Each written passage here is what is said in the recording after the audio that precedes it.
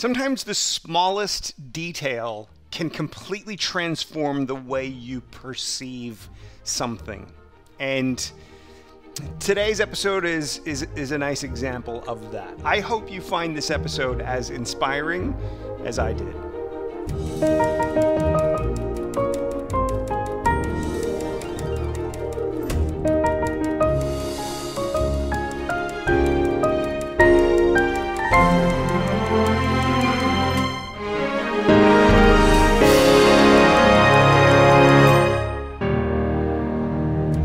My screenwriting friends, and welcome to another episode of The Feedback Loop. This is, if you haven't already watched the previous episodes, a free weekly series where we do a deep dive into screenwriting feedback from the producer's perspective. So each week we look at the first 3 pages of a different writer's script and we review them word by word, page by page, highlighting what's working about those pages and pointing out what's maybe not working about those pages. And we have the writer on the line with us. So if something's not working, we can find out what their intention was. We can discuss possible strategies, possible ways to approach it so that that work lands more effectively with the reader. If you haven't been watching so far, my belief is that if you keep going back to this week after week after week, you will gradually start to understand why the vast majority of screenplays are not viable and not going to connect with would-be producers or production companies, but also maybe start to have a little bit more knowledge in your pocket, a little bit more insight into how to adjust and adapt and align your pages so that they do land with your target the way that you want them to land with your target. If you don't know me, my name is Jeff Ballo. I have spent nearly 20 years searching for screenplays to produce, and when not finding anything, teaching screenwriting from the producer's perspective. I have explored all of this in so much detail, in so much excruciating detail that I never thought I would go down this far down the rabbit hole when I first started out in the film industry 35 years ago. But I have, and my loss is your gain. So let's hope that that these feedback sessions are helpful and encouraging to you. If you like what you see here, please comment, please ask questions. Let's open up a dialogue in the comment section on YouTube. I'm here to help. So I do want to answer questions. I do want to elaborate on things that maybe have been discussed that aren't clear or what have you. I can't teach screenwriting from this show. The best I can do is use examples that we come up with to talk about the various principles and ideas and strategies that there are. The topic of screenwriting is so big and so broad and so complex. When I started reverse engineering the process, I identified over 300 different skills that a writer needs to do to write at a professional level, and nearly 500 skills to write at a level of mastery. And you just can't do that by cherry picking ideas from a show like this. But what you can get from a show like this is a true understanding of what the reader is thinking when they're reading a project, the kinds of things that go through the reader's mind. I'm trying to put you into the headspace so that you understand how your work is going to be interpreted, how your work is going to be considered and reviewed. So hopefully that will help. Now, I'm excited about today's pages because there's a little something about the writer today that I will tell you about after we've read the pages. But the pages today come to us from a writer out of Nevada by the name of Sergio Martinez. Sergio has written a script called Stand Up, and it is a comedy. Sergio is on the call with us, and I'm looking forward to a great conversation with Sergio. We haven't done too much comedy on this show so far, so to further explore that idea and to sort of highlight some exceptional comedy, the first 3 pages of the familiar script that we're going to look at after we finish talking with Sergio are going to be the first 3 pages of the screenplay for Ace Ventura, Pet Detective. Now, this is a movie from the early 90s starring Jim Carrey. If you haven't seen it, it's a classic comedy slapstick sort of humor thing. But one of the great things about this script is that it is so well written written and engaging. The initial 3-4 pages of the script really set us up in a comedy vein, and it highlights the importance of understanding what you're trying to achieve with what you're trying to write. And so hopefully you will enjoy that. Now, as always, remember, this is a deep dive, so please settle in, grab yourself something to drink, maybe a hot cocoa, maybe something nice to nibble on. Make sure your seat is comfortable because your butt's going to get very tired. Pick up a pen and paper or something to write notes with, because there are a lot of great insights throughout this and hopefully every episode. That's about it. So sit back and enjoy this session of the Feedback Loop. Interior bedroom, apartment, morning, dream. Someone is talking from a cellular device. Sounds like a stand-up comedian. In a cheap black futon sofa bed sleeps a tired old college senior, Lenny Leonard, 21 years of age. His room is full of empty bags of chips on the floor, cans of soda, and beer. A few cups of ramen noodles and a vaporizer on the top of his small desk charging. One used cup of ramen has chopsticks, not even placed correctly in the cup. A fork and a spoon is what's in it. He tried.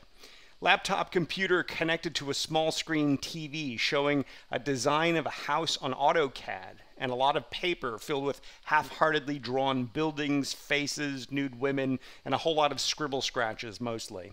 Next to Lenny's pillow, filled with his saliva, is his phone. Beep, beep, beep, beep. An alarm interrupts a video of a comedian stand-up in the middle of his joke. Lenny tries to make an effort to open his eyes. The time is 7:30 a.m. and beeps again. He has an eye open, finally. Now he lifts his right arm, that to him weighs like 30 pounds, grabs the phone and mumbles while he does it. We can tell he's mumbling something like, "This is bullshit." He tries to turn off the alarm, but accidentally snoozes it for a minute and doesn't realize it. He goes back to sleep. Then, splash! Water from a bucket hits him in the face. He sits up. Lenny, getting himself together beat. Why? He's very calm in front of his parents, Walter Leonard, a.k.a. Dad, and Julia Leonard, a.k.a. Mom, in their early 40s. Lenny's still a bit dead, puts his hand over his face to wipe off the water, drops his hands from his face, finally opening both eyes, and sees nothing. No parents, nothing. He's a little weirded out, makes a face like, wow, I guess I really missed them. He goes back to sleep, resumes the comedian's stand-up and his jokes from his iPhone, closes his eyes, lays back on his pillow, and beep, beep. Lenny, fuck. Sits up, and somehow, some way, he ends up in his interior kitchen, Leonard's house, continuous dream, parents' house, dinner area, sitting on a chair. His dad sits across from him. He's reading a newspaper with his plate of sunny-side-up eggs and bacon in front of him. Next to his dad is younger Lenny, like 17 years old, staring at his dad. The dad keeps reading, and on the front page there's the title that says, "Do I Still Want to Be an Architect?" Also, a little ad for a comedy open mic. The mom is in the kitchen getting Lenny's scrambled eggs and bacon ready. She puts a bread in the toaster. Lenny is trying to process this. Dad, to younger Lenny, "All right, look, son, I believe in you, absolutely. But then again, I also believed your mom wouldn't mess up my order." They look at his plate of sunny-side-up eggs and bacon. Mom, "You don't like sunny-side-up?" Dad, "No, no, no, no, no. But you made it anyway, so..." Younger Lenny, "So still you don't believe in me, is what you're saying." Dad, "Lenny, it's not that I don't believe in you, it's that I don't have faith in you." A beat. Dad, "How do you think you're going to afford the rent over there? You don't even have a job." Younger Lenny, "You don't even have a job." At the same time, Mom and Dad speak. Mom says, "Lenny." Dad says, "I do have a job." Younger Lenny and Mom then speak at the same time. Younger Lenny says, "Oh yeah, what?" Mom says, "You do?" Dad, does nobody read my blogs?" The bread is done toasting.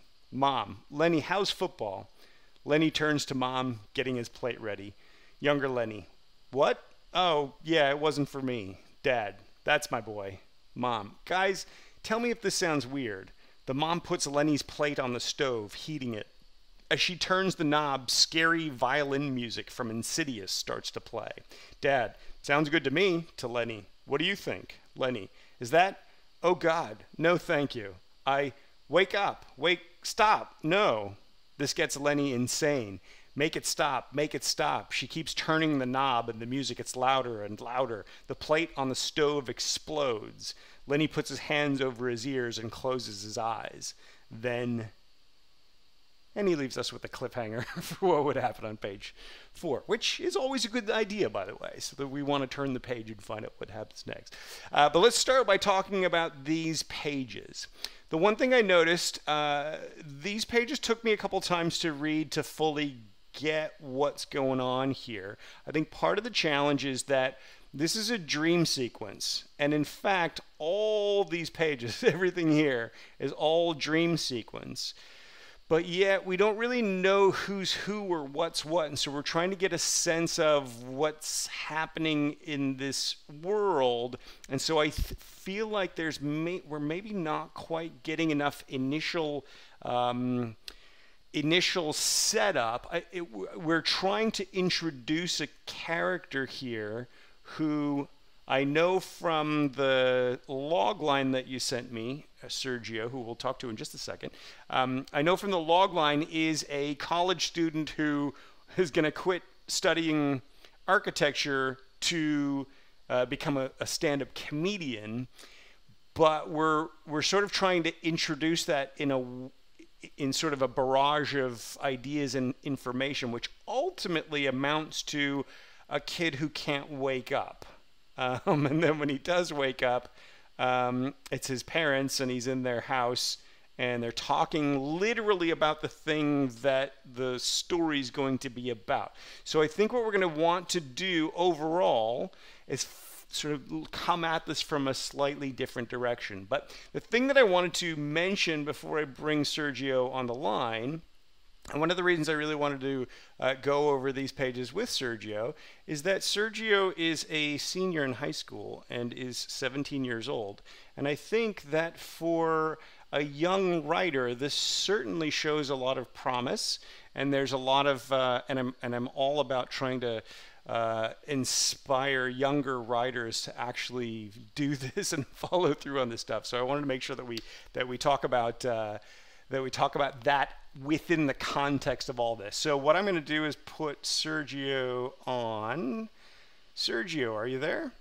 Yep. How you going, mate? Dude, I'm great. Okay, awesome. So how did it feel having someone else read it out to you like that? Holy shit. It's it's good. Yeah, it's good. It's okay. Is it a little weird? Is it a kind of do you? Let me put it this way. I hear it from the way someone else reads it, and this might not be, or you know, yeah. No, that's okay. That's sort of how I feel when someone else reads my work too. So it's all good. When I'm reading it out, are you noticing things about it that you maybe would do differently, or? Well, I after I gave you this, this was also a project for imaginative writing in my class in high school, and well, I did some rewrites of it. So, but this one, these first 3 pages, not so much. Just the couple of sentences to make it sense, but okay, that's okay. So here's what I want to sort of focus on, though. So how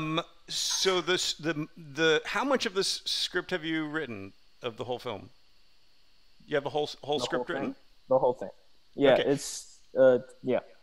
Is it because I wasn't sure from your email? Is this a pilot for a TV show, like a shorter script? Yeah, or is it it's a pilot for a TV show. It's 21 pages. Okay. And, yeah.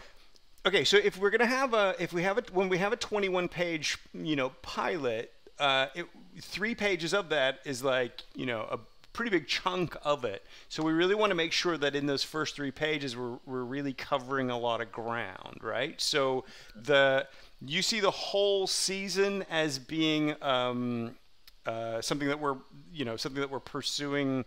The character is the character's going to stop being an architect student and pursue stand up, right? That's the idea. Yeah. Does that happen over the course of the series, or does that happen in this first episode? Okay. So for this episode, the dream sequence is kind of like it's like a memory of the past, because that in the kitchen that actually happened, except for the music part, and that's all in his imagination. And then that dream is supposed to, like, some parts of it are like supposed to happen, like the part where the dad says, "Doesn't anyone read my blog?" Yeah. His teacher or his professor says something like that, because in the episode, in the thing I wrote, they have like what's it called? Sorry, let me get out my. That's okay. Well, so I guess what I'm getting at is so you're trying to introduce the character for the very first time, right? Mm-hmm. So this is somebody that we've never met before. So this is somebody that we need to really get to know. And what we get to know from him is that he's sort of he's sleeping in, but we don't necessarily know why. We don't know if it's because he's had a party or if it's just because he's a really messy, slovenly kid, right? That's it. So we want to make sure that some of those kinds of ideas are clear. Now, because you're introducing a character for presumably an ongoing TV show, ideally we'll want to make sure that that character introduction is something really strong and really there's a reason. We're going to want to really like this guy at the very beginning, so that we're going to want to continue to follow his path, right? Mm-hmm. So part of the challenge that you have is we want to make sure that what's going to happen over the course of the story, that this initial scene really sets up what's going to happen, not just in this episode, but in a whole show, if you're looking at doing this as a series, right? So at the moment, I'm not necessarily clear on why we would start with the dream sequence if it's not much more than just a dream within a dream wake up. You know what I'm saying? Mm. What do you think? Okay, well, I wanted to start like he's dreaming, he wakes up, and then through, like, this is a 2-day there. In the script, 2 days has gone by, and in the end of the script, he goes back to sleep. So it's like a cycle of the first episode. So the first 21-page episode. Yeah. So it starts with him waking up, and then it ends with him going back to sleep, right? So it's a closed sort of thing. Okay, yeah. That's cool. So structurally that makes sense. Why? Like, what's the like, what? How does that help you introduce your character? Right here, he's now having a dream. This is like, I don't know if Pinnacle says it, like, he doesn't know what he wants. He doesn't, and then, like, before he had the dream, I could explain it more in like the next few episodes if I keep writing this. But before he has this dream, he sees someone in that black futon sofa bed. Like, as he sleeps, he hears stand up, and so now not Lenny, some other guy. Like, it explains it in the like fourth page. Okay, so here's the problem that we run into, though, right? So if something makes sense 4 pages later, you can very easily lose the reader by then, because I'm not, like, to me, these are all a bunch of details that are kind of disconnected. Some of them are interesting details. I like the whole AutoCAD thing, and there's papers sketched and what have you. There's not yet within the script a connection between that and the character really, right? Because those papers could be anybody's. We don't. You didn't, for example, put interior Lenny's room. This is just a bedroom. This could actually be a friend of Leonard's, right? Yeah. So the thing that we always have to be really careful of, particularly on page 1, particularly if we're setting something, normally this would be for setting up a movie, but if you're trying to set up a TV show, even more important that the initial moment we're really setting that stage for who these people are, what's happening, what the central conflict is, right? So if we look at this, so let's go through this a little sort of specifically. So let's just go word by word through this, okay? So interior bedroom, apartment, morning, dream. So typically you're going to want to put dream over here, so that morning or day or night or whatever it is the last thing. Like that's the structure of a slug line is interior, exterior, whatever, wherever we are, and then day or night. So interior, probably Lenny's apartment, bedroom, dream, morning, right? So when you say someone is talking from a cellular device, sounds like a stand-up comedian. This is a disorienting sentence because when you say someone is talking from a cellular device, like you're the writer, so who's this someone? Is this someone outside the door? Am I hearing like a stray noise? Am I looking at the someone? It's unclear from the sentence. Do you know what I mean? Yeah, well, I thought I explained it in like a few sentences later. Which one? The small, right here. An alarm that's Lenny's phone. An this alarm one interrupts a video of a comedian. Yeah. Okay. Yeah. Okay, so but here's the problem. First of all, this is buried in a paragraph down here, right? So if I'm skimming this page, and most people who read your script are going to skim your page the first time they read your script. So this has to be very clear, even to someone who's only kind of half paying attention. Okay, so the problem is this is also down here. So yes, it's explained, but right off the bat, I'm confused. So what you've kind of done is thrown me into a confusing situation and said, "Don't worry, I'll explain it later." But you're not giving me an indication that you're going to explain it later. Does that make sense? So when you say someone is talking from a cellular device, what are we actually hearing? Like what are we actually seeing or hearing right there? Well, sounds like a stand-up comedian. So, someone just talking like funny, talking jokes. Sounds like he's telling a joke. So you could start with the idea of laughing. A stand-up comic routine is playing in the background or in the distance. Right? Yeah. That's going to be a clearer thing for me because then I'm going to go, oh, it's a stand-up comedy routine rather than I'm looking for the person. But because here's the thing, right? Think about the logic of how this progresses. Someone is talking from a cellular device, sounds like a stand-up comedian, in a cheap black futon sofa bed, sleeps. Like, I'm thinking this is the person who's doing the talking. Right. Because it's not being presented as something that I'm hearing. Right. So if you make that clearer, then bang, we immediately understand that we're hearing a stand-up comedy routine. Then we go into this is fine. You're doing I don't know if you've watched too many of these sessions so far, but you're doing the jumble order thing.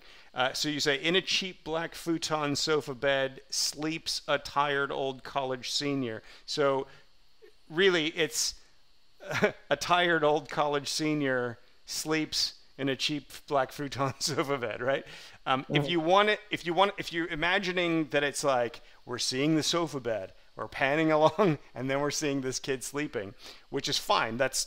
Then you would want to describe it this way, but we want to break this up into sections, right? A cheap black futon sofa bed. On top of it, a tired. I wouldn't even say tired old college senior because we don't know that from looking at him.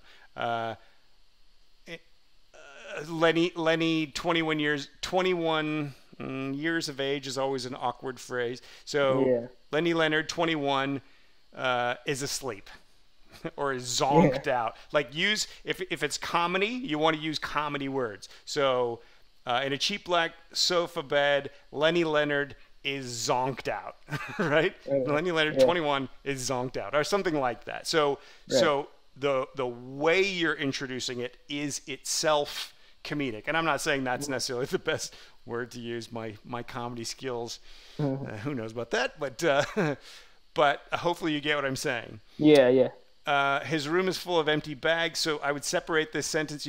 Look how this is one big run-on sentence, right? Think of it like we're never gonna try. We're gonna try to avoid camera movements. We're not going to describe we pan across or we zoom in or any of this kind of stuff. But what we can do is go describe an image, then describe the next image, then describe the next image. If you break it up in that way, the brain visually sees those shots, right? So black futon sofa bed, he's zonked out. There's empty bags on the floor. You have all the imagery, but it's presented in a way that it's like my brain has to figure out what you're saying. Right. Does it make sense? Yeah. Our brains do figure it out really quickly, but it's that time that it takes to process it pulls us out of your story and makes it harder for us to connect with what's going on. So I don't want you to sort of lose your reader right at the beginning. A few cups of ramen noodles. You're throwing in a lot of extra commas along the way as well.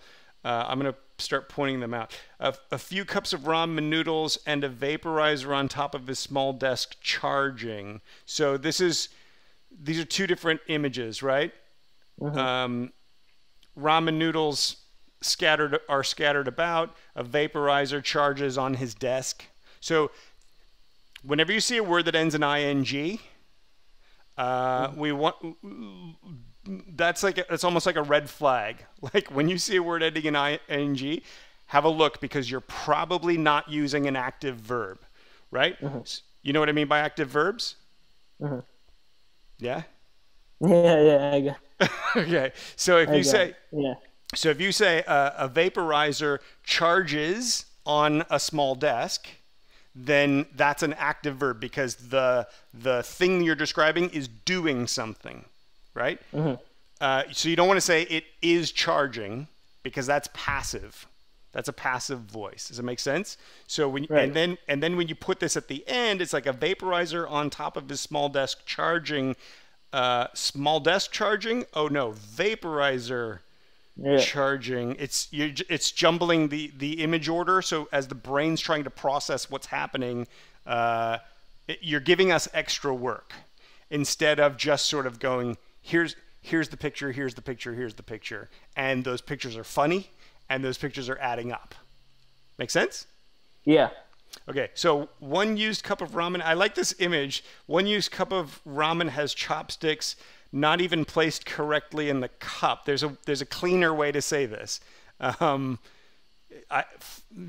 don't know it off the top of my head, but find the cleaner way to say that, right? So one used cup of ramen has chopsticks incorrectly, not even placed incorrectly, just hanging out of it or whatever. I like the idea of a fork and a spoon is what's in it, but what's in it is confusing. So just go, a used cup of ramen has chopsticks hanging out of it next to a fork and spoon. He tried. I like the idea that he tried. That's a cute image.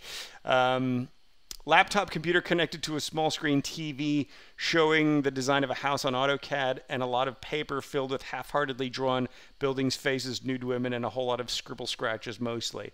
I kind of like this paragraph.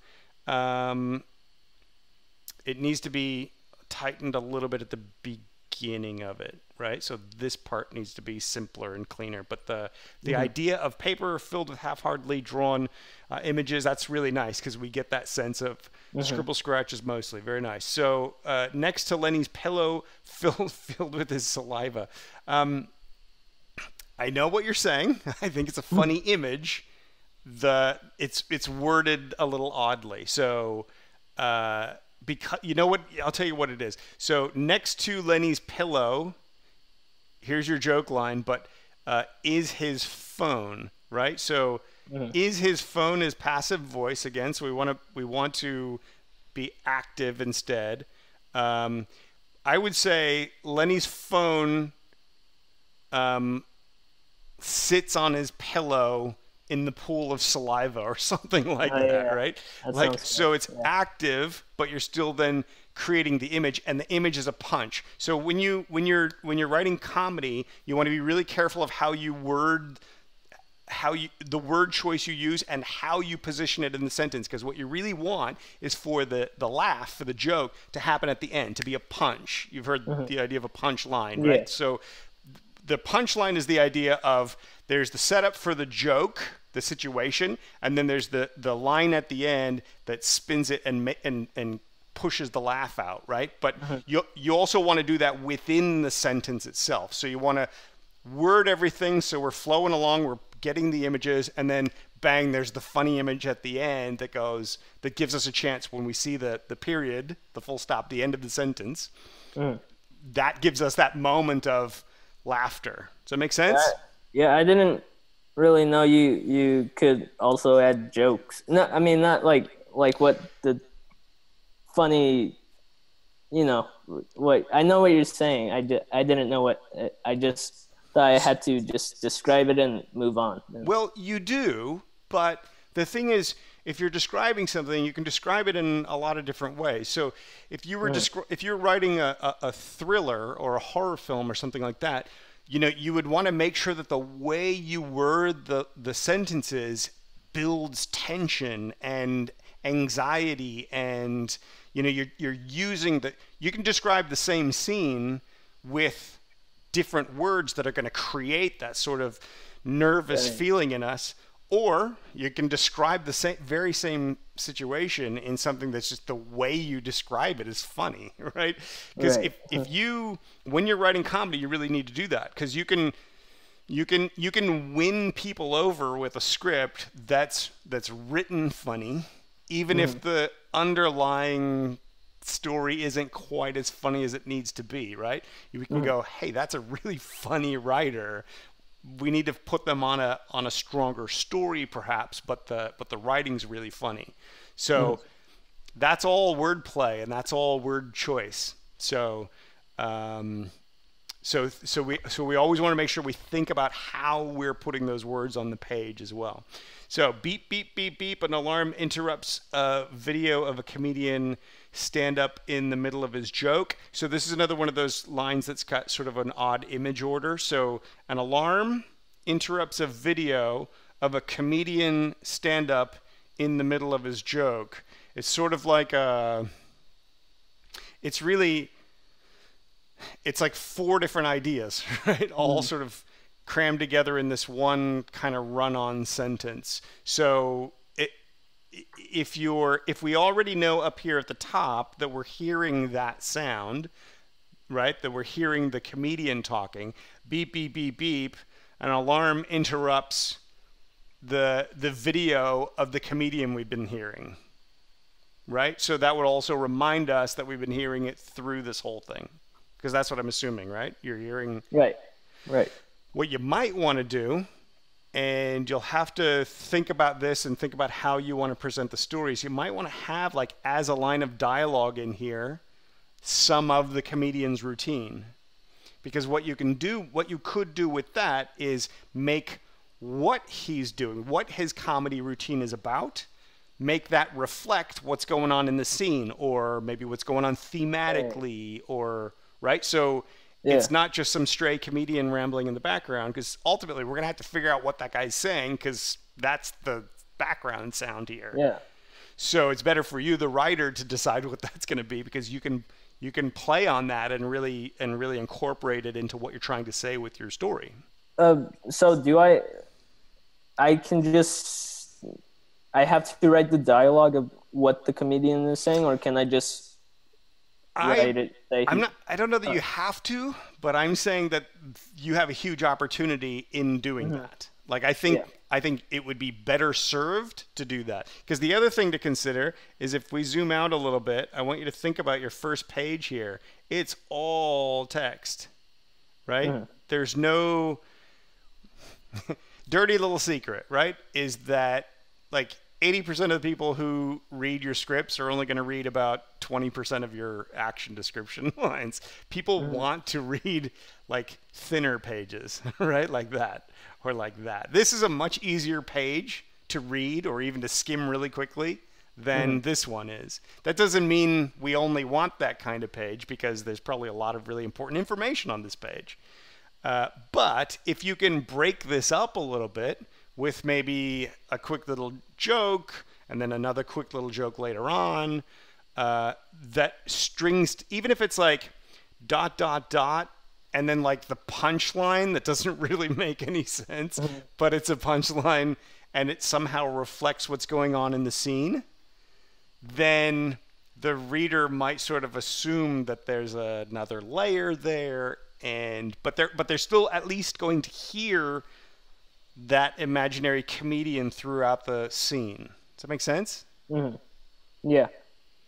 So, plus it will prevent you from over describing what we're seeing here, because I would argue there's probably a lot of stuff here that's not really necessary. I just wanted to like show how messed up his room looks, how he's just, he doesn't care anymore. He just, so whatever.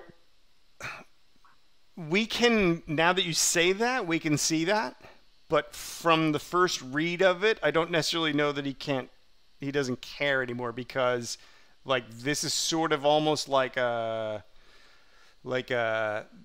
quintessential college dorm room, right? Is like all college dorm rooms are messy with ramen, you know, like, so it feels like we're meeting a typical college kid as opposed to a guy who gave up, right? So, so if you want to make sure that we know that this is a guy who gave up, you're going to want to make sure we include details in there that go beyond just the typical college dorm room. Does that make sense? So like it's 3-day moldy pizza or something, right? So it's not just dirty, it's like disgusting or something like that. So you understand what I'm saying? Yeah, okay. I got it. All right, so Lenny tries to make an effort to open his eyes. The time is 7:30 a.m. and beeps again. So this sentence stumped me like 3 times as I was sort of practicing this. The time is 7:30 a.m. and beeps again. What does that mean? Right. So we got to be careful with things like that, because those kinds of, anything that I sort of stumble over is going to make me go, wait, what's going on? And the big problem is really just that you disconnect from the reader at that point. You know what I mean? So he has an eye open. Finally, I like the way that's worded, because it's, you know, emphasizes that we've been, you know, this is a struggle. Now he lifts his right arm that to him weighs like 30 pounds. This is very funny to me, because what's funny to me is like that to him weighs like 30 pounds. So you put the word like in there, which cracks me up, but I think for the wrong reason, right? So it's like, but I don't know if I dislike it though. I can't tell. Like I've read it several times. So I'm like, well, does it weigh 30 pounds to him, or is it like 30? Like, you know what I mean? I changed 20 to 30 pounds. So. Okay. Well, but it's more about this word like being thrown in there, because these days, as you know, we all sort of use the word like as this filler word. Whereas in your script, we're going to really want things to be very specific, and you're the writer, so you're telling us exactly what we're looking at. You're telling us exactly what's happening on this screen in front of us. So we want to be really specific with the language. That said, there's something kind of funny about that wording, so I'm on the fence about it. Anyway, grabs his phone and mumbles while he does it. We can tell he's mumbling something like, "This is bullshit." I get it, but I never like the word "we" in a script. I find it's lazy writing. No, nothing about Yeah. you personally, but it's just that it's like seeing a boom in the shot. It's like I'm looking at the we who are reading this as opposed to just being in the Yeah. scene. So I used to like write like every camera angle and so yeah, much stuff. So I tried, and later on I tried to do like this. Like, it's a steady cam shot, track focus, you know. Um, okay, so we can tell he's mumbling something like this is bullshit. Why not just have him like as a line of dialogue and then mumbling because I don't this even bullshit? know what he's saying, but it's something like that. I know for sure. No, we don't. I just put it there because I wanted to keep the script like less than 22 pages, less than 20 minutes. You know, just So you're I saying didn't that's want going to stretch it out too much, just the formatting wise? Yeah. Well, so, but that also goes to the fact that we can probably trim this down, right? Or Right. using or being more economical with our words, and at the same time, like making them funnier. Uh-huh. You can probably say all you need to say in a lot less. I would argue that this section here could probably be done in about this much space, Hmm. right? So probably about half. You really need to be judicious about what needs to be in there. So it's not necessarily just like painting the picture for us. It's really what needs to be there for us to understand what's going on. So a lot of what's in there is like painting the picture. It's like creating the scene for us. But we're busy on page one, particularly trying to figure out who's who, what's what, why do I care, should I keep reading?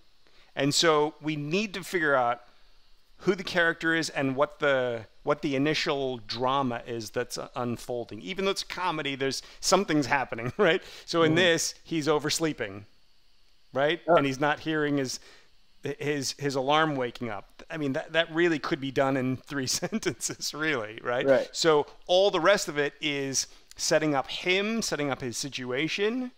And so we need to be really careful not to over set up the situation, because what happens is when the reader's reading your script and there's like detail after detail after detail after detail after detail, and it's like the whole time I'm reading I'm reading trying to figure out what's going on here, and why is it important. And if it's detail after detail, I'm assuming that every detail is super important. That's why it's in the script. But after a while, it's like, okay, no, there's a lot of details here that aren't important. And then it becomes hard for the reader to determine what is important and what's not important. What should I really pay attention to carefully, and what can I kind of let go? If it's on the page, it really should all be information that I need, right? It should all be important information. And that means important to the story, right? So when we're done with these first 3 pages, where does it go next? When you say then ... what happens on the next? He wakes up in his bed. He's with a roommate. He lives with 2 roommates, Okay. Andy and Dave. And well, he's in his lower bunk bed. He wasn't in the black futon sofa bed, but in the end, he wakes up. He finds his roommates like getting ready for class. They leave. His friend Andy was the one playing the Insidious music, the scary Okay. violin music, on his phone, because he knows he hates that music. Okay. And so he says, "What's the point of the alarm if you're not going to use it? Get up." And then he leaves.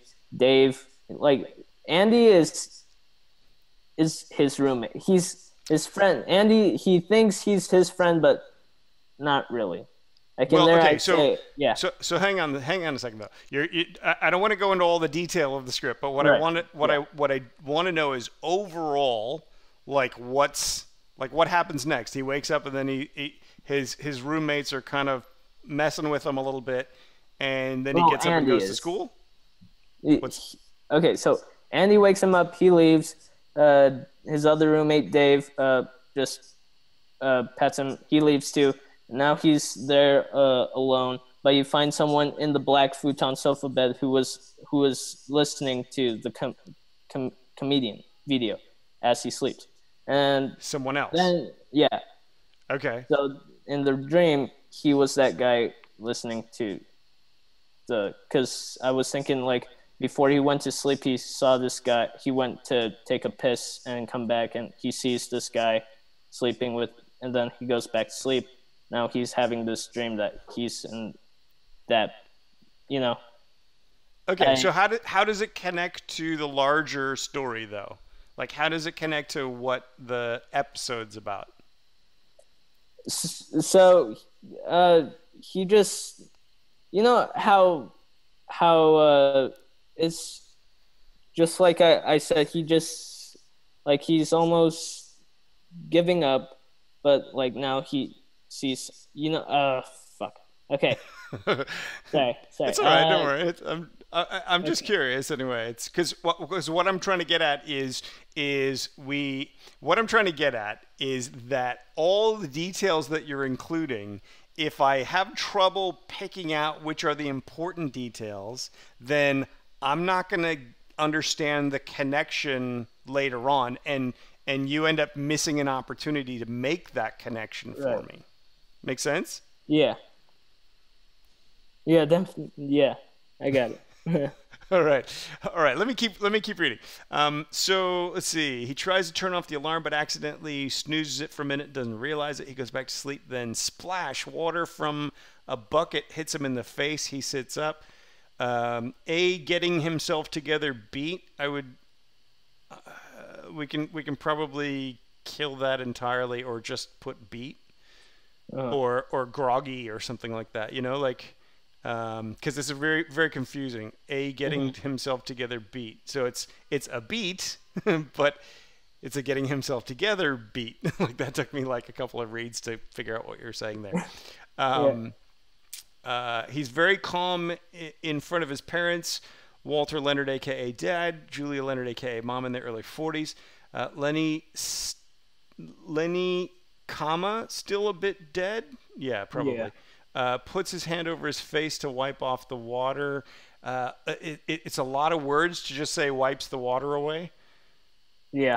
You know what I mean? So we want to be really economical with the words.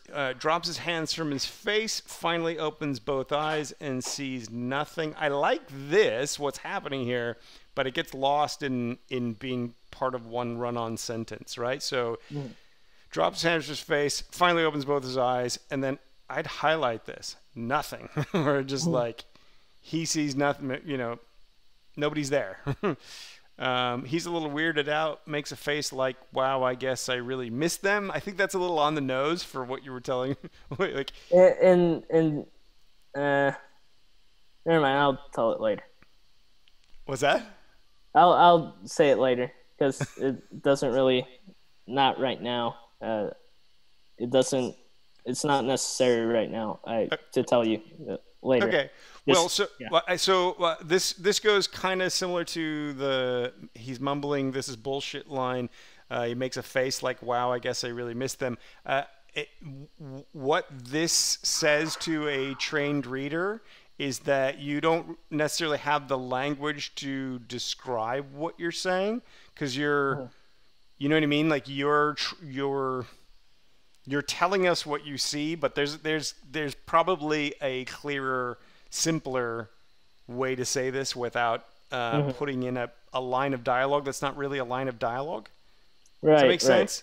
That's right. That's what I guess the other problem is with this is bullshit. It's like that's not actually being said, but it's like you're putting a line of dialogue in the description, which is just part of the problem is that when readers read your script, they've already read hundreds of scripts before it and will probably read hundreds more, and they're just in script reading mode, right? So when you do something that like violates the norms of it, or that sort of goes against the rules, there's not really any rules, but But if you do something out of the ordinary, it just, to a reader who's been reading lots of scripts, it just jumps out. It's just jarring. And so it just becomes unnecessarily like a spotlight on it.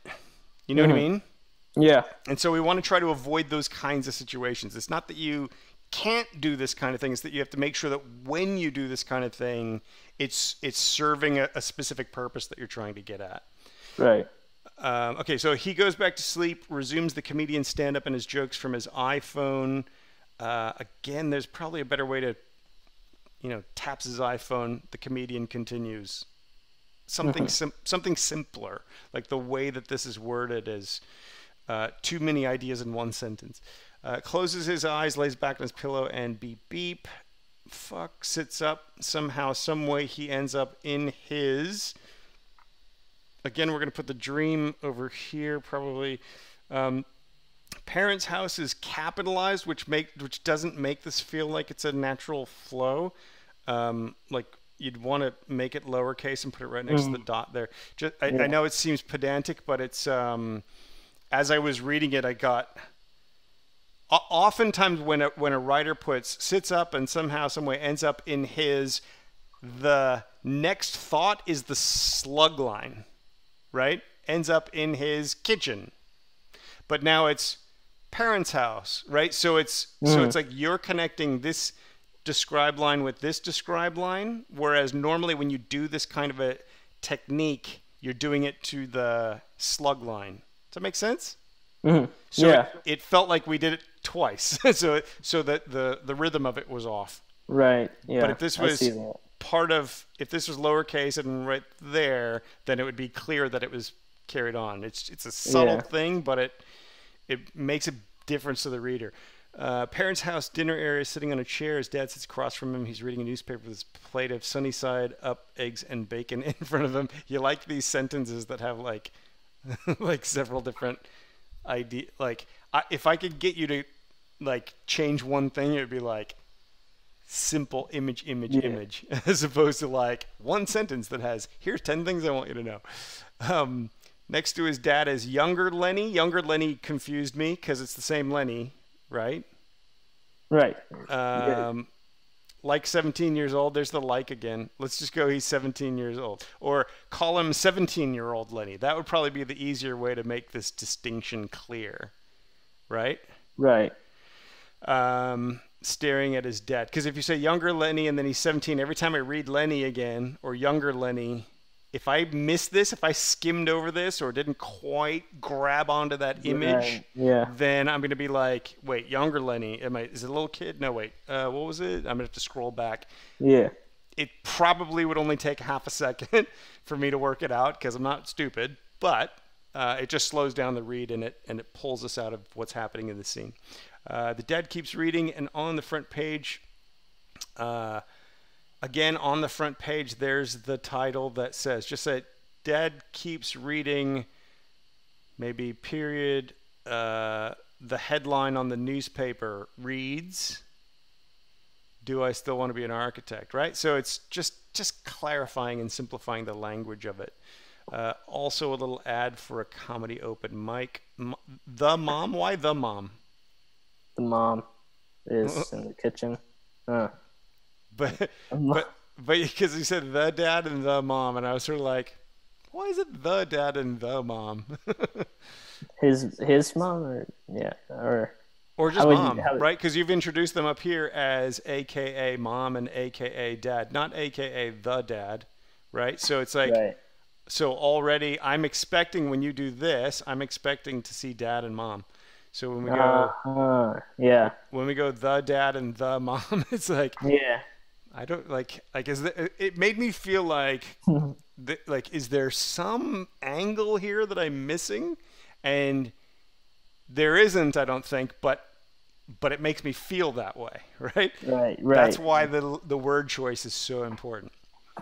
So anyway, mom is in the kitchen getting, here's an unnecessary comma, getting Lenny's scrambled eggs. This is another unnecessary comma, and bacon ready. So there's no commas necessary in this sentence. Be careful with the commas. But also getting ready. Try to find active words there. Mom is preparing his scrambled eggs, Mm-hmm. right? Something like Right. that. She puts a bread, uh, a slice of bread, or just bread Right. in the Oh, toaster. yeah. Lenny's trying to process this. Dad to younger Lenny. All right, look, son, I believe in. I love this. Oh no, it's the believe in you don't. Absolutely, but then again, I also believed your mom wouldn't mess up my order. I, I. It's funny, but I didn't get it the first time I read it. I read it the second time before I figured out what that was. They look at his plate of sunny side up eggs. Get rid of that comma again. Is there a reason that sunny side up eggs and bacon? Because you make a big deal of it, and I'm not sure why. Well, that's what he's having. Just I just thought it was should be there. Yeah. Okay. So this is kind of goes to my point of so always remember when the reader's reading your script, they're looking for clues. Like we're always hunting for clues. Like what's important? What does this mean? If you say the same phrase 3 times, there's sunny side up eggs and bacon. There's sunny side up eggs and scrambled eggs and bacon. Is bacon a thing? Like my brain's Right. going, what's important about bacon? And there may be Right. nothing important about bacon, but just by nature of the fact that you're repeating it, Yeah. you know what I mean? Like Yeah. that is always a dance you're going to be doing with the reader. Is Right. they're going to be trying to decipher what you're saying and where you're going to go with it. And you need to be anticipating that and playing with that. So Right. choosing words that send their mind in this direction so that you can spin it over here, make them laugh or twist it or give them some sort of surprise, right? Right. So we always have to be careful that this otherwise throwaway line, which now that we're talking about it, doesn't really need to be here. You know what I mean? Yeah. Yeah. He could just be, he looks at his plate, right? Right. And then she says, you don't like sunny side up? No, no, no, no. But you made it anyway, so. Let's see, Lenny, it's not that I don't believe in you, it's that I don't have faith in you. I think that's funny. How do you think you're going to go over there you don't even have a job? You don't even have a job. I like this whole exchange here. I like the fact that they're both surprised and confused. I like does nobody read my blogs? Bread is done toasting. Is that just a way to change gears here? Yeah. So that helps the mom. Okay. Let's change the subject. Lenny, how's football? Right. So because when you read it quickly as a reader, it's like it doesn't follow on obviously. So we need more of a something changes or mom rolls her eyes and then says that, right? You know what I mean? Like we need something to more clearly delineate that she's changing the subject actively. Otherwise, when you read it, bang, bang, bang, bang, bang, it's like, wait, what? Football? Which kind of is what he does. But when you have a character go, what? Oh yeah, it wasn't for me. Like Yeah. Well, it's a dream. I wanted to make it, weird. Just that sentence. I also said, wait, why would it? Now we're on football. Right. Well, it's a dream, so it's crazy. All right, I'll keep that line. And so Okay, so I'm cool with that. This is, I think overall, I feel like it's not necessary until the Insidious music starts to play. It doesn't feel weird enough to be a dream, I guess, to me. Mm-hmm. So I think you could maybe even play with that a little bit more, depending on what you need to set up for later in your story. Does that make sense? But anyway, think about those kinds of sort of transitions and stuff. Lenny turns to mom, getting his plate ready. What? Oh yeah, that's my boy. Guys, tell me if this sounds weird. And then she turns the thing up, and it's the music. Be careful when you use Insidious or any sort of already copyrighted piece of music. I would just say scary violin music starts to screech, something like that. You'd like I should maybe Yeah, just scary violin because Yeah. I wanted to make sure because I hate that music too. Okay. So I wanted to make sure it sounds like that.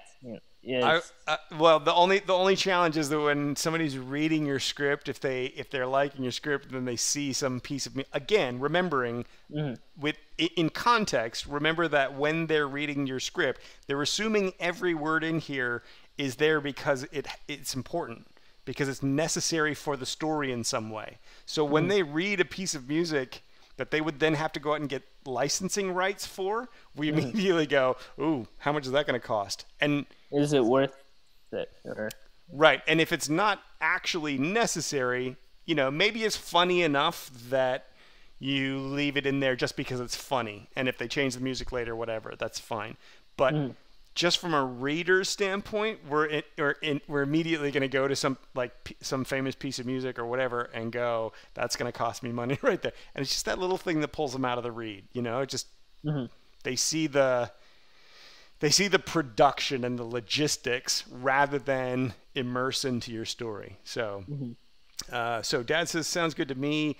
This should be on its own line because you don't want to have an aside. You don't want to have a Riley in the middle of the sentence. So this would go, sounds good to me. And then in the same way, you've got this one here. It'd be like that. Make sense? Or this here. So to me is on its own little line there like that. And then what do you think is down here? Does it make sense? right. Because don't ever put it in the middle like that is what I'm saying. This kind of line is confusing. I know you hear this in your mind very clearly. Is that, oh God, no, thank you, I wake up, wake, stop, no? Like that. That's a really awkward line of dialogue. Writers do this all the time, by the way. So this is like a lesson that I try to teach people is like, we don't want lines like this. Like at the end of the day, if it's a pause and a stuttery sort of thing, we need to make sure that it reads very, very clear. Like I need to know what every single one of these words means. And if you just take it, I'm going to read a deadpan. Is that, oh God, no, thank you, I wake up, wake, stop, no. Right? Like it's like, what the hell is that? I wrote it like the like it. I was the way I did this whole thing. I did it like really fast because I wanted to act like I was a writer in a writer's room. Like you got a week. I still don't know. I still not quite sure how the making the show works. Like I watch a lot of videos. I get it, not quite, but I get it. And so I try write this whole script in less than 3-4 days. And okay, so I'm of the opinion that you should not do that. Right. Okay. Here's the thing. I have read at this point in my life somewhere in the neighborhood of 7,000 scripts. Like that's a lot of scripts. And I can tell you that I never know, and I frankly never care how fast you write it. The only thing I care about is, do I understand what's going on here? Is it clear? Does every single word make sense? And is it pulling me into and through the story? And is it so compelling that I want to keep turning the page? Yeah, right? I wrote that line to, like, if the actor reads it, he's like, he gets the idea, just say something like that. It can be more, it doesn't have to be like that. Just okay. So here's the thing though. Here's the thing that I want you to understand is the actor is never going to see this line if the reader doesn't love it and pass it up the food chain. Right? So when you're writing your scripts, you're writing for the reader. Always understand that. Yes, there's going to be room for the actor to play around with what they do, and that's the mark of a good script. But first and foremost, it's about connecting with the reader who's reading that script. And so I'm telling you, as someone who has read way too many damn scripts in my life, it's That's the kind of line that's like, okay, you know what it is, but Yeah. that's not actually clear to anybody. So the other thing I want to say is this gets in Lenny insane. So we want to get rid of apostrophes like that, little typos and things like that. Or this gets Jeff insane. Make sense? That Yeah, that's yeah. that needs to be just no apostrophe, right?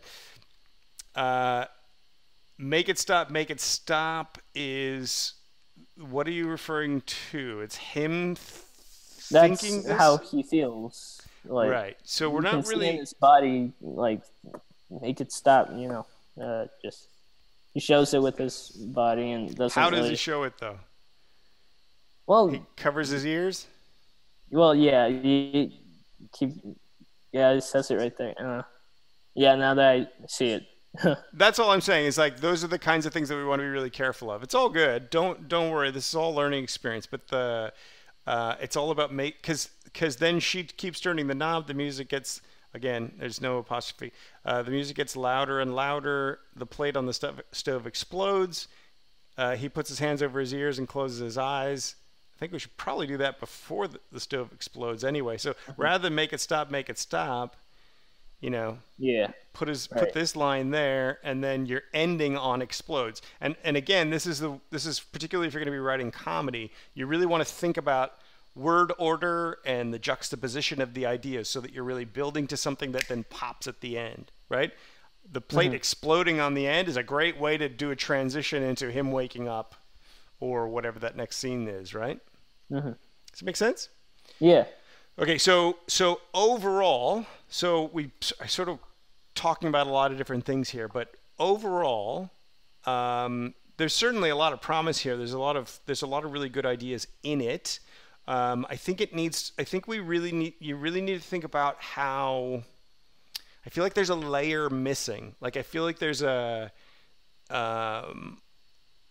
don't know what the movie's going to be about, or what in this case the TV show is going to be about. Like I by the end of page 3, either I need to know or I need to be so into this that I'm going to keep reading because it's a delight to read. Does that make sense? Right. Yeah. So I think you may know what the show's about, but I would like to see more woven into the initial dream sequence that hints at where the show's going to go, right? So it's more of a more expansive in what you're presenting. Do you know what I mean by that? Right. So yeah, that's kind of my thoughts. Do you have any Yeah. questions about anything? Let's see if there's any questions popped up. No. Fernando says the genre not only affects the story but the writing. By story, I mean sequence of events. For example, like you said, a thriller sentence would be more obscure and mysterious.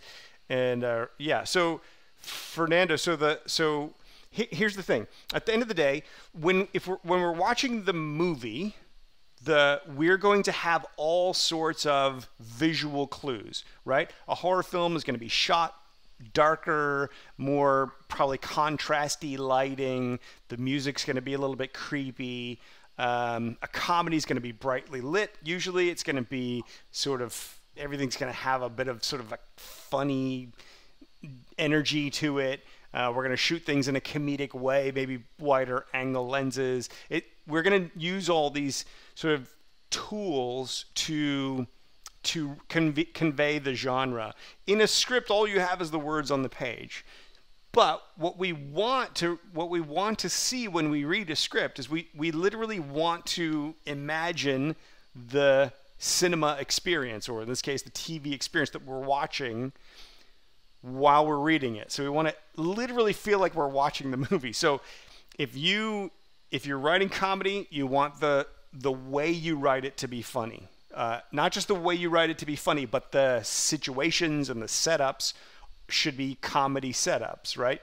If you're writing a horror film, you're writing a thriller, if you write it in a way that draws out that tension and you're painting those pictures and you can describe a building using funny language for a comedy or using dark and mysterious language for a horror film. Like the word choices you use along the way are going to help get your story across. And this is one of the probably biggest mistakes I see in newer writers writing, is that they think, well, it's a script. I've seen scripts before. I just need to bang out some pages. There's not too many words on those pages. This is going to be easy peasy. But there's so many layers to screenwriting, and we have to make sure that that it's you know, the whole idea of 1 page equals 1 minute, Sergio.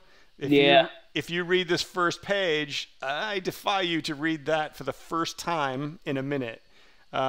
So it's stretched out a bit, right? So we want to think about how the words on the page can pull us through the story, so that not only are we getting something funny, not only are we getting all those sort of interesting images and funny situation, and we're being drawn into the character and all that stuff, but it's also fluid in such a way that the timing's right as well. So there's just a lot to think about, a lot to consider. So definitely use the words, definitely use the language, definitely use the language in such a way that's going to help you and enhance that, rather than sort of just be words on the page. Does that make sense? Yeah. Yeah. You have any other questions or anything, Sergio? I think have we covered it, or are you feeling good about the feedback, or? Oh yeah. The way how paragraphs work in scripts, because it used to be like there was like a chunk. It used to be like 2 huge chunks of. Yeah. And then I heard like, you're not supposed to do that because, so I did that. So. Okay, so to address that, sort of quick little lesson. So one of the reasons you don't want a big, huge chunk is quite simply, frankly, honestly, because it's who wants to read a big, giant chunk of text, right? It's going to be much more entertaining for the reader if it's broken up into easy to read and quick to skim paragraphs, right? So when you think about each paragraph, think about it as separate pieces of action, which you kind of have. You've got the stand-up comedian in the background. You've introduced Leonard on his futon. You talk about the ramen noodles. You have the laptop and his scribbles. Then we see he's sleeping in the saliva and the alarm interrupts him. He makes an effort to open. You're kind of doing that, but that points out you have a whole paragraph here for the noodles, right? Like, is it necessary? Probably not. So, but you're breaking it up in the right kind of way. We want basically for each paragraph to be its own idea, more or less, or its own piece of action, more or less. But you also want to the goal here really is to make this an inviting read. So if we can find a way to maybe inject a paragraph in here that's only got 3 words in it, and then we're on to another paragraph, skip a space, we're going to have all this white space in here. This is going to be a much more enticing page to read. Yeah, because I know what you mean. Because when I reread the script, I'm like, okay, that's all right. Someone is talking from the cellular. Yeah, I know that. Okay, scroll. Yeah, so I'll work on that. No worries, it's good. It's I would certainly say from the scripts and stuff that I've read along the way. I mean, to know that you're 17 and you're doing this it's great. I started writing when I was 12, and so I nearly sold my first script when I was 18, and so I know that you certainly can do it at that age. I'd already been doing it for a number of years. We talked earlier, and you said that you also have been doing this for a while, so it shows, right? The thing that I do want you to take away from all this is that where you're at now, there are a lot of adults twice your age that are kind of at this level as well. So you're way ahead of the game in terms of that. Like, if you keep at it and you write consistently each day, and you don't just spit words onto the page or like do it as fast as you can. You really focus on how can I give the reader an experience that's going to affect them, if you're writing comedy, how can I make that person reading laugh like 10 times down this one page, right? How can I change the words to make sure that they're going to laugh here? And then, you know what I mean? Like if you're thinking that way and you're constantly trying to improve it in that way, it's going to take a little while still to get kind of to that level. You sent me the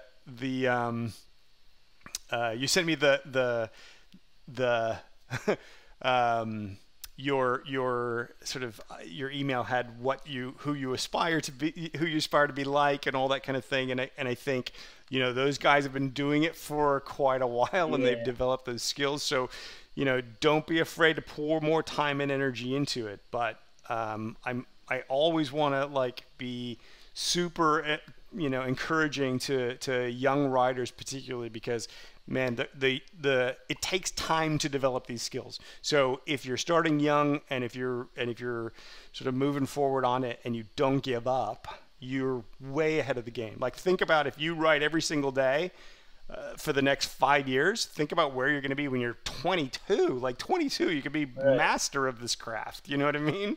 Like that's cool. Like don't worry about getting it tomorrow.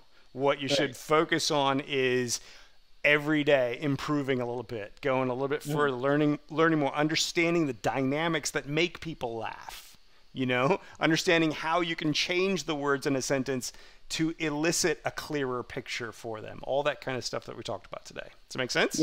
Yeah. How do you, okay, because I have my parents because I just started, like, I realized I want to do that. I always liked writing. I just figured that out, like, hey, I like this last year, like in the middle of the year. Yeah. Then I saw comedians, Louis C.K.'s a writer, director for all the episodes for his show Louis. Yep. And then I thought, so cool, he writes jokes for stand-up and for a show. I want to do that. Like Woody Allen, So, but then my parents is like, because I had them set that I want to be an architect. Before that, I wanted to be an architect. Mm-hmm. The script is kind of, you know, it's semi-autobiographical. Yeah. Okay. Yeah. So now they want me to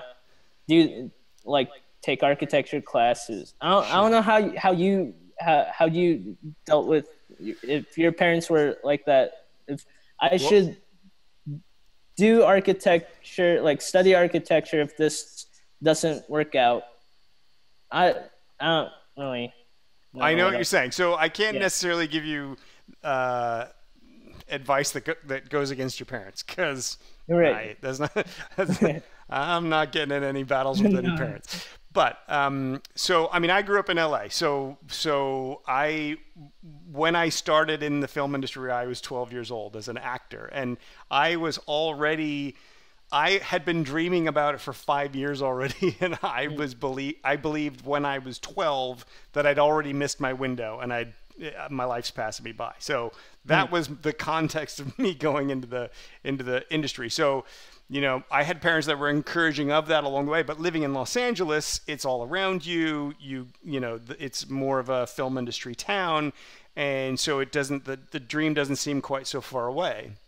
If you're in another city, or a lot of people watching are going to be in another country, sometimes you can feel very far away from that. When I moved to Australia to start teaching, I didn't move to start teaching screenwriting. I moved to start looking for material to produce, couldn't find anything, realized that people in Australia just did not believe that it's actually a viable thing, that it's actually something you can do. So the problem became that nobody out there was really putting their all into it to develop those skills, because it didn't really seem like something you could actually do unless you chucked it all and moved to Los Angeles, right? So, which is a huge thing to like move to another country, which I know from the other direction.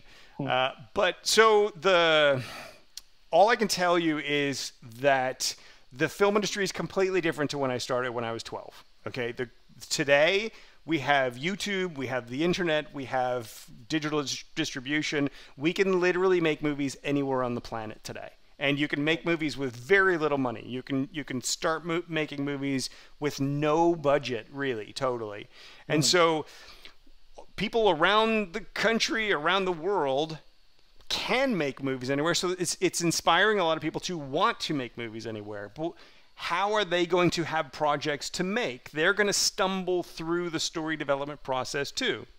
So ultimately, there's this huge potential where we could write things for people locally or in the nearby towns or wherever you are in the world, right? You can, if you develop those writing skills, then you're going to be able to help the local filmmakers make a better quality story, screenplay, whatever. You're going to start to get your initial credits.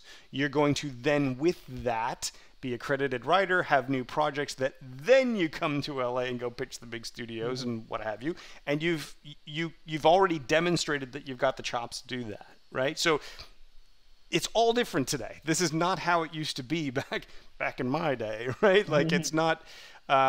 So my suggestion to you is, if your passion is writing, you got to do it. You have to continue to pursue it.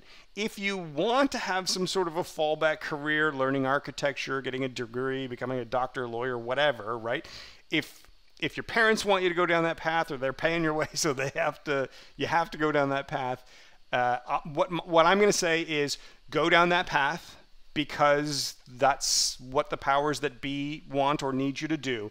But always write. Like, always spend time every day developing this craft. Because here's the secret, that you're not going to master this craft in a month or in even a year. This is literally going to take you 5 to 10 years to master this craft, right? And even then, I know people who've been doing it for 5 and 10 years, and they still have another 5 to 10 years to go. And it's not them; it's the complexity and the nuance of the craft itself.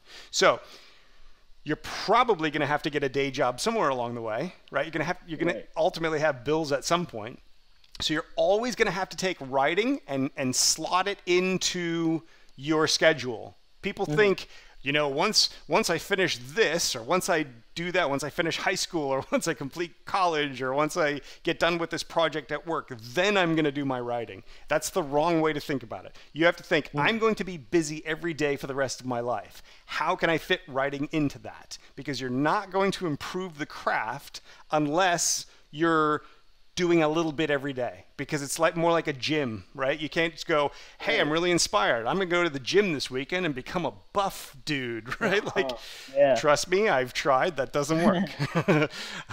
You have to go every day. So it's kind of like, the analogy that I came across recently is like brushing your teeth. No single one day are you actually doing anything, but it's the accumulation of all the days that actually is doing something. So writing's the same way. So I wouldn't get too hung up on, I gotta be the artist. I don't want to do architecture. Like, there's, if you're truly passionate about it, you will do it. If you actually do it, you will get better at it. And if you actually do get better at it, the world truly is your oyster.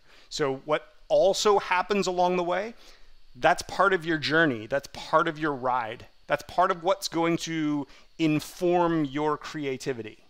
So don't necessarily reject the architecture thing, because you may learn things going down that path that will give you the message that you want to put into what you write. You see what I mean?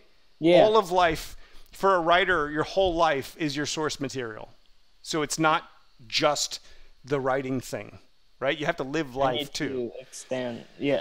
So I would say, chill a little bit, right? Relax. Don't worry about it. Like, I gotta do it my way. You can, but the most important thing is do a little bit of writing every day and keep learning and keep moving forward inch by inch. That's the way you're going to get really good at it. Yeah. Cool? Yeah. We're good. Awesome. Well, thank you, Sergio. I really appreciate you sharing your pages with us. I think you've got a bright future ahead of you. So keep on writing, and we'll talk to you soon. All right, mate? All right. See ya. All right. Thanks, Sergio. So that was fun. That was interesting, right? Let's see. What we want to do now, let me just briefly go through and read the first couple of pages here of the Ace Ventura script, because it's kind of a funny setup, and I'll tie into a couple things that we're talking about with Sergio as well. Exterior street day. A UPS man with a big pot belly is walking down the street, whistling and carelessly tossing a package in the air. We hear the sound of broken glass in the box. He passes a professional woman. UPS man. Good morning, UPS. He tosses the box behind his back like a basketball, then acknowledges another passerby. UPS man. UPS, good to see you. He takes a couple of steps, then flings the package incredibly high into the air, spins completely around, and expertly drops to one knee and catches the box. A Hispanic man passes. UPS man. Buenos dias, UOP ese. Exterior apartment building, day. The UPS man dodges a couple of black kids as though playing basketball. He runs up the front steps of the building. He reaches out to open the front door and inadvertently flings the package behind him and back down the steps. He goes back, retrieves the package, then enters the building. Interior lobby, day. Several people stand in the elevator. The UPS man just makes it, but the door closes on the package repeatedly. He feigns embarrassment. Interior third floor, day. Elevator doors open. The UPS man throws the package out onto the floor and starts kicking it down the hall like a soccer player. With one last big kick, the parcel lands in front of apartment 3B. He picks it up and knocks on the door. We hear a small dog barking. Gruff man off screen. Shut the hell up, you stupid mutt.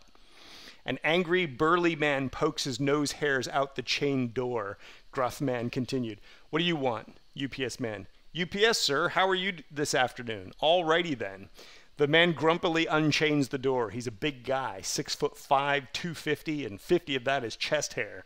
A small shiatsu stands beside him. UPS man continued. I have a package for you. The UPS guy thrusts the package toward the man. We can clearly hear broken glass inside. The man takes the package. Gruff man, it sounds broken. UPS man. Most likely, sir. I bet it was something nice, though. Now, I have an insurance form. If you'll just sign here, here, and here, and initial here, and print your name here, we'll get the rest of the forms out to you as soon as we can. The man begrudgingly begins to fill out the form.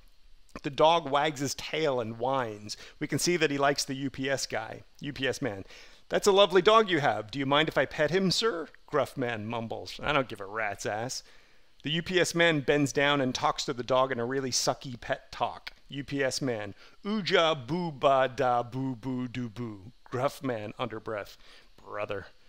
Before the gruff man can finish, the UPS man stands back up and takes the form again. UPS man. That's fine, sir. I can fill out the rest. You just have yourself a good day. Take care now. Bye-bye then.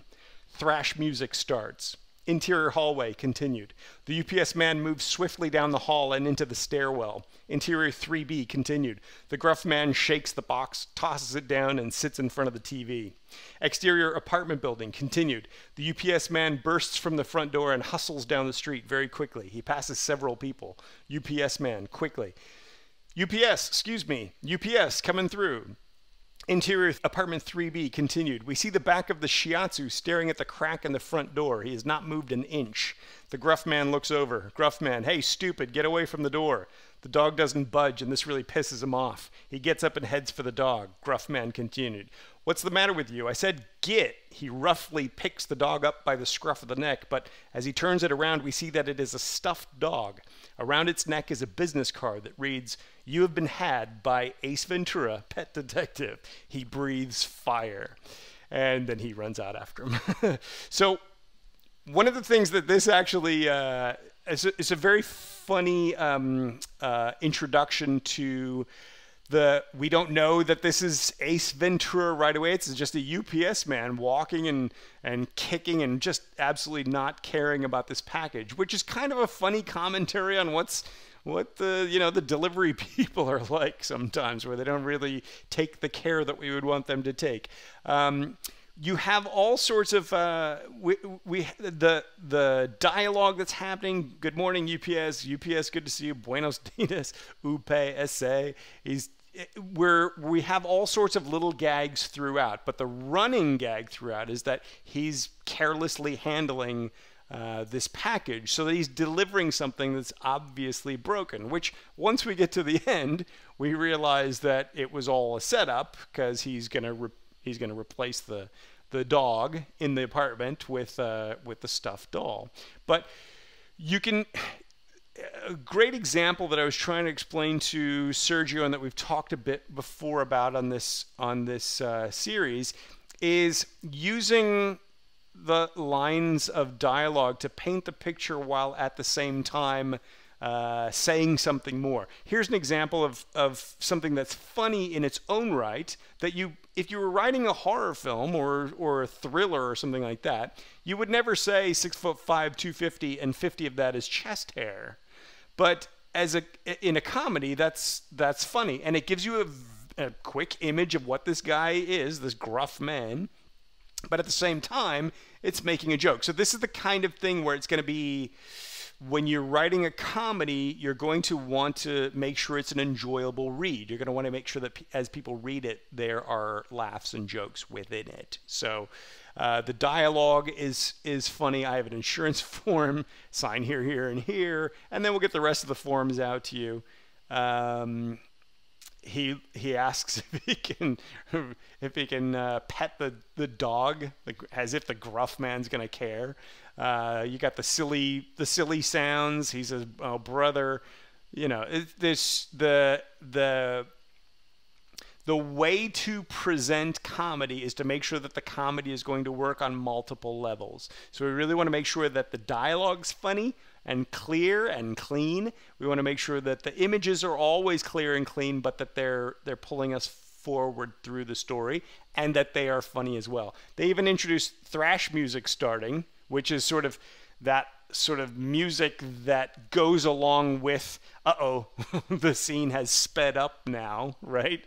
But we haven't indicated what that music would be. If they had a piece of, let's say they had a specific piece of music that they imagined here, that maybe the title was a funny reference against what was happening in the scene, yeah, you could do that, but it's going to be stronger just to say thrash music starts. We can choose whatever music comes along. It doesn't take us out of it. So, and then you have this really nice back and forth. If you think about the pacing of this, he says goodbye. The music starts. We see the hallway. He's walking down the hallway. We go in here. He shakes the box and tosses it down.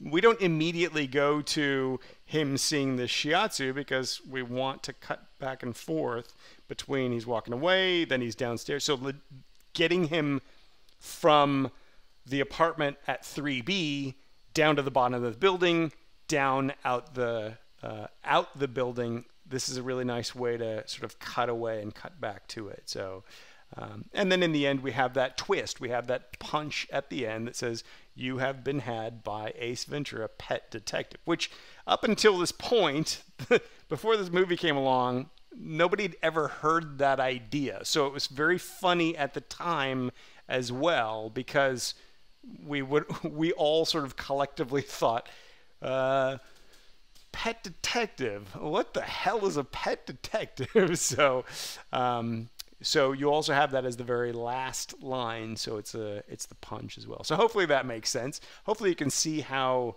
this really paints a nice clear picture, pulls you into the story. It's a great overall, by the way, guys, character introduction. These first 3 pages tell us more about Ace Ventura than any line of description we would have come up with. It's always going to be funnier, or not even in a comedy. It's always going to be more engaging to meet a character through their actions, meet a character through what they do, than to have the writer tell us what a character is, or tell us what a character thinks. If he's shy, or if he's hesitant, or if he's lazy, or if he's slothful. It's always going to be, if we can watch a scene happen where we see that characteristic, that is always going to stick in our minds more than if we just say it in a line of dialogue somewhere. What do you think? So there's a little comedy for us today. That's a little bit different to what the previous ones have been. Hopefully that has made sense. Hopefully you've gotten a lot out of this and enjoyed that. You can see some ideas and some themes coming up again and again as we talk to different writers and look at different projects. Certain ideas like the image order and making sure those images are clean and clear, and we hook right into what is it that's going to make me want to keep reading this thing. With the Ace Ventura script, it's this funny situation. We don't even know the character. We don't even know what the story is about yet, but this funny situation with the UPS guy.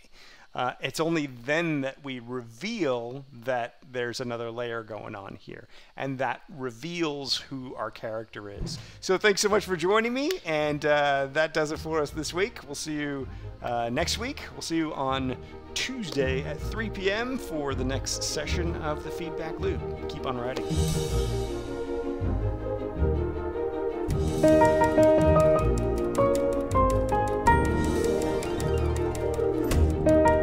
And thanks again to Sergio for being brave and sharing your work.